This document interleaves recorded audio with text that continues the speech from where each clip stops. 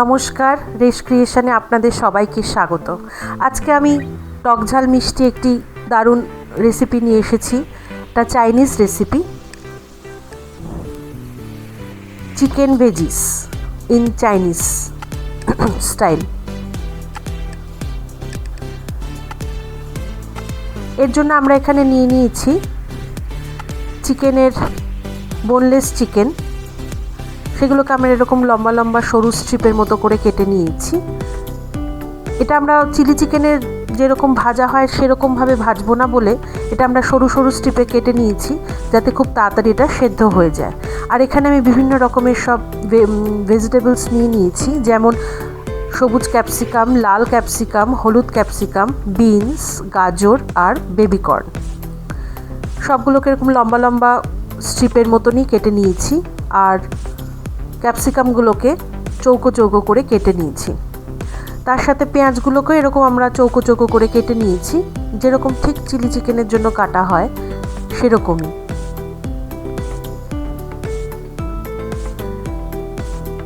এখানে আপনাদের পরিমাণ অনুযায়ী আপনারা জিনিসগুলো নিয়ে নেবেন।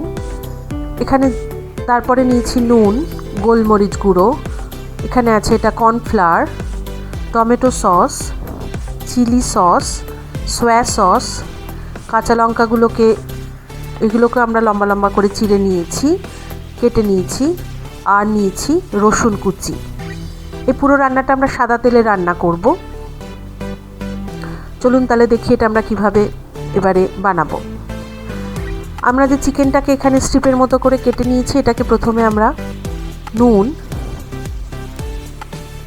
সামান্য একটু নুন দিয়ে, খুব বেশি নুন আমরা এখানে দেব না, কারণ রান্নার সময় তো আমাদের একটু নুন মেশাবো। সামান্য একটু গোলমরিচ গুঁড়ো আর অল্প একটু সয়া সস দিয়ে আমরা এটাকে একটু ম্যারিনেট করে 15 মিনিটের মতো রেখে দেব।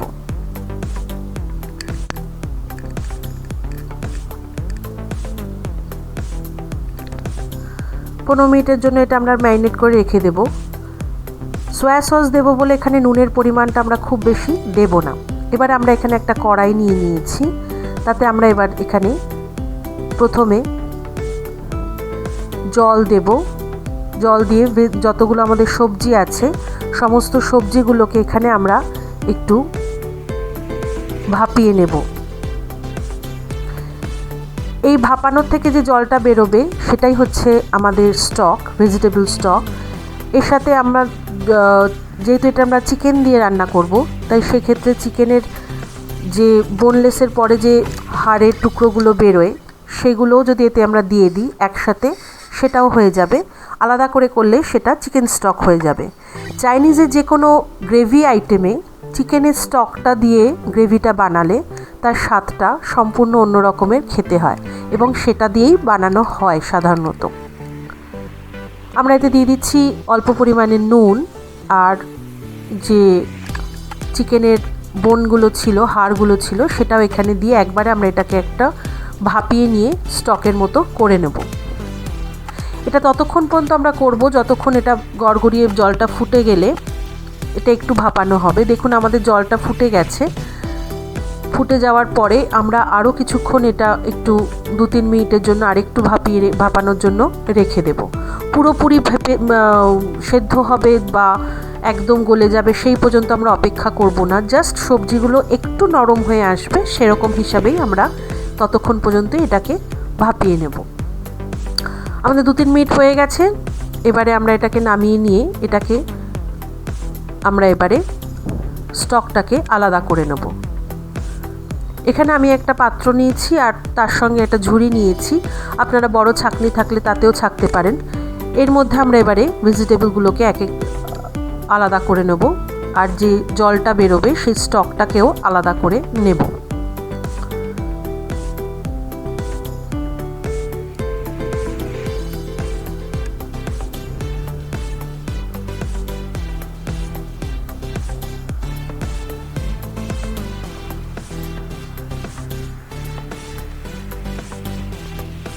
আমরা সমস্ত ভেজিটেবলগুলোকে আলাদা করে নিয়েছি।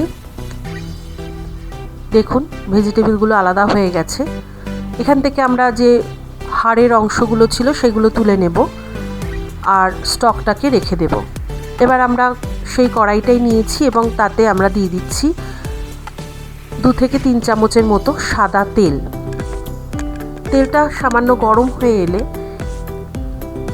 এবার এতে আমরা দিয়ে দেব রসুন কুচি। রসুনটা দেওয়ার পরে যাতে পুড়ে না যায় তার জন্য তেলের খুব বেশি গরম হওয়া পর্যন্ত আমরা রাখবো না, গ্যাসের ফ্লেমটা আমরা কমের দিকেই রাখবো। এবার দিয়ে দিচ্ছি পেঁয়াজটা, দিয়ে সবটা ভালো করে নাড়াচাড়া করে নিচ্ছি। এবার এতে আমরা চিড়ে রাখা কাঁচা লঙ্কাগুলো দিয়ে দেব,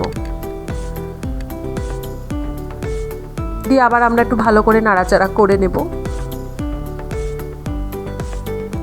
এবার যে আমরা যে চিকেনটাকে ম্যারিনেট করে রেখেছিলাম সেই ম্যারিনেট করা চিকেনটাকে এবার আমরা এতে দিয়ে ভালো করে আধা ভাজা মতো করে নেব। দেখুন এটা আমাদের একটু নাড়াচাড়া করে নিয়েছি, নিয়ে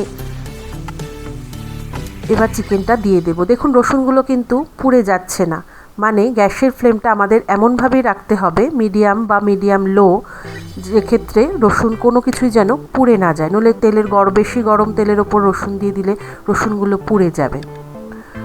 আমরা চিকেনের স্ট্রিপগুলো এবারে দিয়ে দিচ্ছি, ম্যারিনেট করে রাখা চিকেনের স্ট্রিপগুলো দিয়ে আমরা এবার ভালো করে এটাকে নাড়াচাড়া করে আধা ভাজা করে নেব। গ্যাসের ফ্লেম কিন্তু আমাদের অবশ্যই মিডিয়ামেই থাকবে, বাড়াবো না আমরা, তাহলে চিকেনটাও আমাদের একটু সেদ্ধ হতে দিতে হবে, নইলে সব কিছুই পুড়ে উঠবে অথচ মাংসটাও সেদ্ধ হবে না।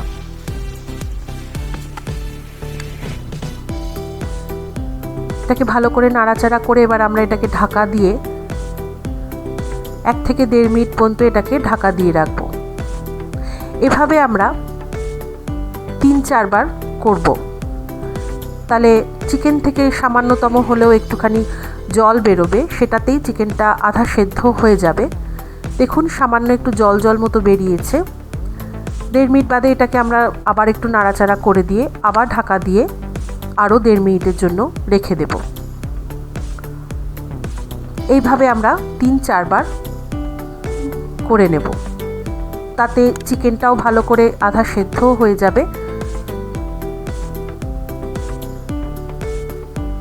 চাইনিজ রান্না করতে বেশিক্ষণ সময় লাগে না, সব কিছু গুছিয়ে নিলে খুব তাড়াতাড়ি তার রান্না হয়ে যায়। রোজ দিনের একই সবজি ভাত খাওয়ার থেকে বা রুটি দিয়ে খাওয়ার থেকে এগুলো মাঝে মধ্যে ঘরের মধ্যে করলে সবজিগুলোও সঙ্গে খাওয়া হয়, চিকেনের গুণাগুণটাও আমাদের শরীরে ঢোকে, আর খেতেও খুব স্বাদ হয়, একঘেয়েমিটাও আমাদের কেটে যায়। দেখুন কি সুন্দর লাগছে, সমস্ত রকমের রং মিলেমিশে এত সুন্দর দেখতে লাগছে, খেতেও এটা খুবই সুস্বাদু হয়।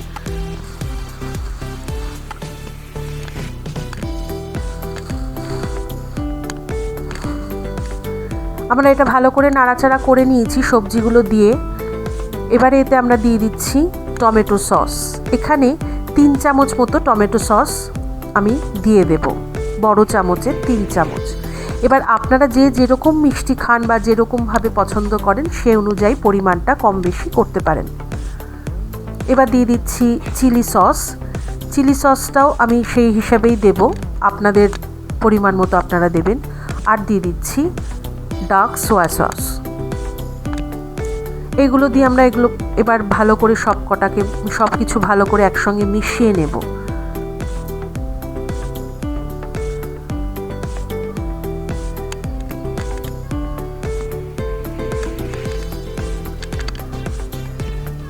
এটা আমরা ভালো করে এবার মিশিয়ে নিলাম।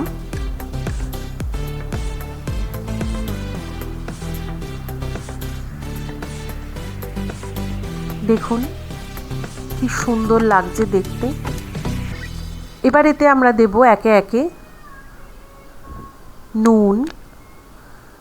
আমরা সয়া সসও দিয়েছি, আবার চিকেনটাকেও আমরা যেহেতু ম্যারিনেট করে নুন দিয়ে রেখেছিলাম তাই জন্য খুব বেশি নুন আমরা এখানে দেব না।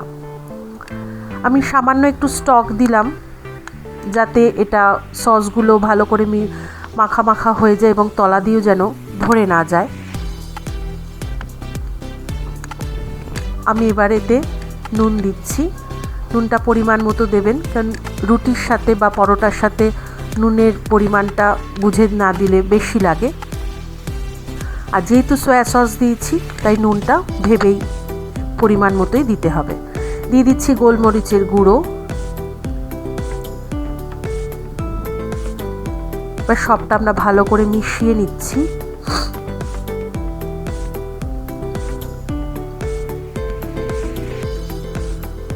সমস্ত কিছু দিয়ে এবার ভালো করে আমরা সবটা ভালো করে মিশিয়ে নিয়ে আমাদের যে বাকি স্টকটা রয়েছে সেই স্টকটা এবার আমরা পুরোটা ঢেলে দেব। আপনাদের যতটা পরিমাণ গ্রেভি লাগবে ততটা পর্যন্তই স্টকটা আপনারা দেবেন। যদি আপনাদের বেশি গ্রেভি না লাগে তাহলে সেই ক্ষেত্রে আপনারা সেই বুঝেই স্টকটা দেবেন। এই স্টকটা আপনারা পরবর্তী ক্ষেত্রে যে কোনো রান্নাতেই ব্যবহার করতে পারবেন। এটা ফ্রিজে রেখে দিলে মোটামুটি 2-3 দিন পর্যন্ত রাখা যাবে। আমি একটু বেশি দিলাম স্টকটা, তার কারণ আমাদের ভেজিটেবলগুলো আর একটু নরম হবে, চিকেনটাও একটু সেদ্ধ হবে, তাই জন্য। আর রুটির সাথে একটু গ্রেভিটা বেশি হলে খেতেও স্বাদ লাগে। যতক্ষণে ওটা ফুটছে ততক্ষণে আমরা এইখানে কর্নফ্লাওয়ারটাকে একটু গুলে নেব। আমরা যে এখানে 1 চামচ মতো কর্নফ্লাওয়ার নিয়েছিলাম, সেই কর্নফ্লাওয়ারটার মধ্যে একটু সামান্য জল দিয়ে আমি এটাকে একটু ভালো করে ঘোলের মতো করে তৈরি করে রাখছি।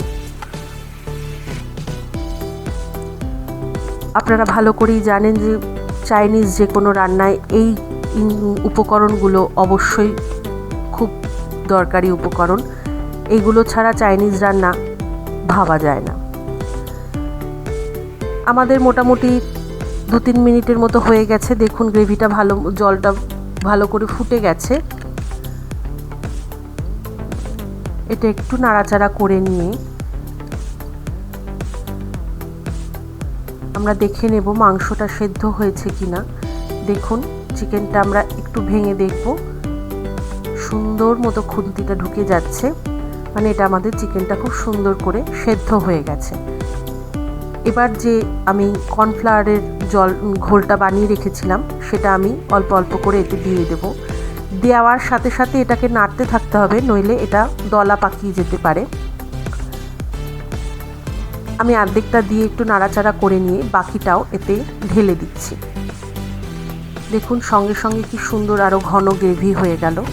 আপনাদের যদি এতটা গ্রেভি মনে হয় লাগবে না, তাহলে আপনারা আরেকটুখানি কম রাখতে পারেন গ্রেভি। এখানে আমাদের ডিশ তৈরি হয়ে গেছে। এবার এটা আমরা সার্ভ করে দেব। এবার আমরা এটা সার্ভিং বলে সার্ভ করে দিচ্ছি। দেখুন সমস্ত রং, হলুদ ক্যাপসিকাম, লাল ক্যাপসিকাম, সবুজ, সমস্ত রং এর মধ্যে থাকার জন্য কি অপূর্ব দেখতে লাগছে, এবং এটা খেতেও ভারী সুস্বাদু, এবং এটা খুব হেলদিও। খুব বেশি মশলাপাতিও এতে নেই। আমার এই রেসিপিটা যদি আপনাদের ভালো লেগে থাকে তাহলে অবশ্যই লাইক করবেন, কমেন্টে লিখবেন আপনাদের কেমন লাগলো। অবশ্যই বাড়িতে এটা তৈরি করে খাবেন, শেয়ার করবেন আমার ভিডিওটি। আর যারা আমার চ্যানেলে নতুন তারা অবশ্যই আমার চ্যানেলটিকে সাবস্ক্রাইব করবেন এবং বেল আইকনটি টিপে দেবেন, যাতে পরবর্তী রেসিপি দেওয়ার সাথে সাথে আপনাদের নোটিফিকেশন চলে যায় আমার ভিডিওর। নমস্কার, ভালো থাকবেন।